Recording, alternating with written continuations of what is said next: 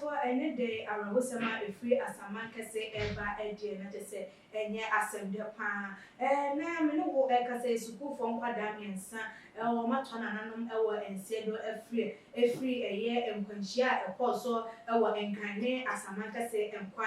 quantum pono so. Now, and Padam and saying, you will be to a dry HS and just one more at motorbike as well, registration number AM20 GR6. 731 and now one more a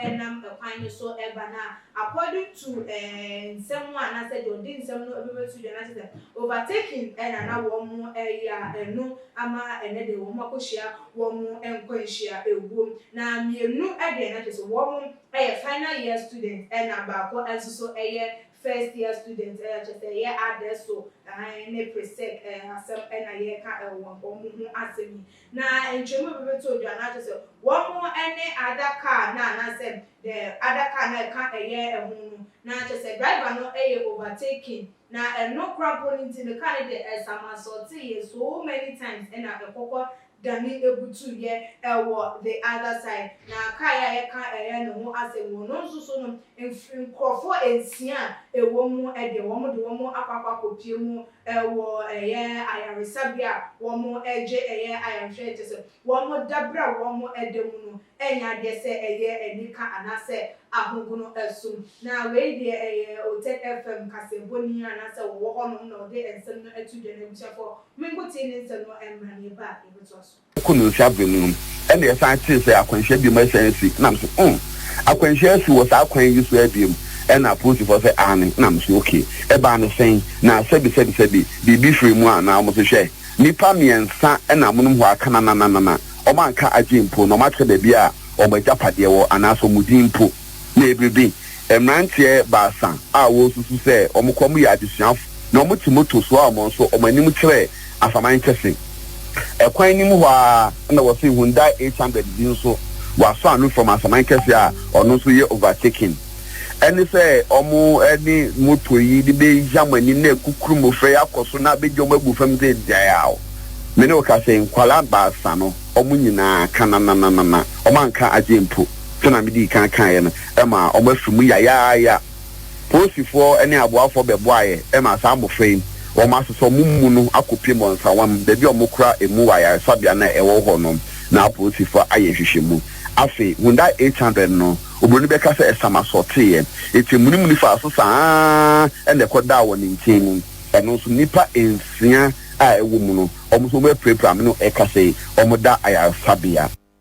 ebusuafo Michael Akrofia ne bono no na ebusuafo ba bia koda ne nya kwanhia wo mu firi mu no ehwo no a samem ne da kro no a se muti ama ne bono eyi a wo se aposifo frɛ no sa kwanhia ne bi wo sesi de din kan si ye na ye kan mra so bedani Derek ohene bekwen bono ene nkofo bi a so mu ko henfo no mo eba won ba benya akwanhia ma make asa sama kasa ban yare sabia ene edu mo akwakoto etia no memene da ne de sabia ye kakra ho no no ade abusua na nya sam ketwa Michael Akrofi kemu asaman kese na wo ba kro ne ye fe na ade so ho ne ye apa eti ohene bekwen esifo MP no kra eye Toyota Fortuner the registration number JR 8334-18 na enumu na chese eye Nissan 4x4 no ebe running into eye Onyan 4 de kohini bekwe ehyen ni mu ema me no ekase onwe pra nipa no no so Nissan 4x4 ni mu so no we pra eka mo homa me no ekase aboafo ebo mo de omo kopie mu e wa saman kese abanya sabia ema me no ekase no nyame adom omo hoye anopei na ye di atire ekobisa se akosisen na enya na ntie se one afoforo mienu e kom ho no mo de ni mu ye den pa enti wo be hwe se no pay ya no wo be refer mo e de o maba eye kofodia St. Joseph's Ayasabia no ma be to o ma ya hwe no so posifo a won mo adeso asameke se ni important mo kire se o mo nim ne nam supporting se na ye tete se we na ye overtaking no de pushia we na ye se for said and some no etie enu no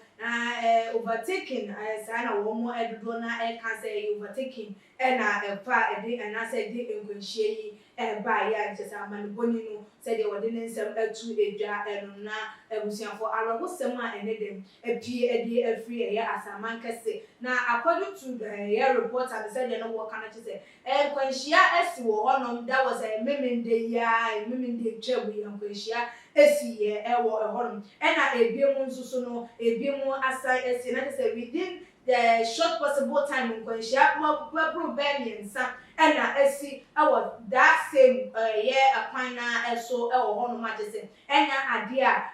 ye asemde ewo honom anuti no wo mo enam so ede ema mpenifo ehun say akwan no na enye enti wo mo hwe na wo mo enye emfa ema wo mo we kaya enkonhia esi ye ebie na driver no echema wo mo ahomo tika anim na ema wo mo pressure anuti no wo ma ne ede ko speed a ekoko si yes enkonhia enkwada ewo mo dodo na eprepra ye binum so eto na nanom ewo eye ensiedo no nti ekosi da ben na a driver for mo betie a passenger for ensem a wo mo eka na mo de etu anamo wo ye driver because of say wo ye profession and I say your professional wo ye professional driver enunti na wo ti stia anim a wo twi eye ahyen no na say ye di ahyen no ahye won sa say wo ye ohyenkani entichi na fa wo mo ekokoduru asundiem na say wo betie enkrofo a wafa wo mo no ama wo mo akontrol wo power of the steer ne dia na da bi adwuma no wo ye e dia ma na say wo ye e de aboa wan kasa ohun because e wo mo say eye wo mo nti na ma wo bebe ye driver ni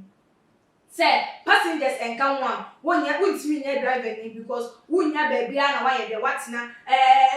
chinchi me yestia e de nkofo akọ e de aba enti so obi aka se wo mama flow car na say ye ka se obi entimi flow car na that means say wo ko driving school no ana say wo sua driving e useless say wa wo ntoka wo betwi wa wo de na say akọ ye something useless enti wo mo na ma wo nsusu ye driver ni na nsusu no kai wonu say eye de ya wo mo na wo ma wo ye driver ni wo mo so kwa e de ekura wo na wo sa won hwe hunu say ni pass me sia na obenti a watena ka mi nim de different mi nim ne fi bemu na so me edie e wo sa me fa no gongo du bia ya wo se wo kọ no enunti na wo ye ohyenkani etidane da wo betie pressure every passengers for one and I would big juma and that means that we cramp no you are not qualified to sit behind the steer say unchi e car na ebiom so so e dey be there be na makonya ni so e dey adesrede ato empelifo no anim ya kwantempon no de enye anade hia say double road no mama yenhwe ne yenye emfa ema wo mo na se de be yenye hwimhwimhwim no we wonim say aha de yenyina ne ye kwa yenyina ye ko e na omu yo mu overtake na wo ma na overtake wo mu no wo mu ko de o mu so eba so o mu so ni say yenyina ye ba obi afi ba bi nhia ye enti e na omu yo mu overtake na no wo mu yenye say ya fo so say overtake no wo mu enye de na so ye den am adaba for the dane da wo besan krofo wo mu be pa for wo nya ye den untimi kasa wo dodo na be ye fa mo ne de o de be afutu ade be ma wo be ya fa mo wo be ya fa wo enti say ya kwantempon double road am gidi ye say e be bre enkonhia no as because wo di mirikatente no wo kwa wonim so wo mu nyina ekọ enya de so obi free baby ehia wo mu enu ti enya na chese wo titire so am enu an se wo tu atene eso na nya ne wo yan konkon a wo kọ na yentimi henhwe ni nsisi nkonhia na no ekwa because ya doso Accra wo mo ehwe no Central Reading Kwantempon so enkwada wo mo afri mu edoso final year student ne wo mo so wo mo first year mu na yenhwe sese asamanka se eso ede ena chese afi no be ko na bi ye coronavirus ko nkunkrompo na chese kankohia eso ebetimi ayiwo ede efo yenhwe na yentimi enye ya Kwantempon ni na driver for no so road signs ni de ka won so mo ma yenni so because baby on my 50 every so be go beyond 50 wo on na yin na 8 ne de come speed ne ya fa ko baby a bro no wo de ko drum mi katente fa wo ngongo drum baby da ne da ye kan sequence ayi muso ne so we de mi katente ayi muso pa esan se e do yin ne kase na ebre ye man no na ye hwe na ntimi ensi enkwahia na no ekwan na adoso na ebusuafom aha enam de amanebo no epese subscribe to channel no so wanya ya na ebimu so like videos na share all the social media platforms ni na akonya izuzo na ama abusuafo ene adofo no ma wo ma aka adwamu ye mo yakọ na hyeden se nyakopon enka eye ho me me di dwuma de ho kya me di e de ekres kapa da se ne ye besan edi ehia eduma kram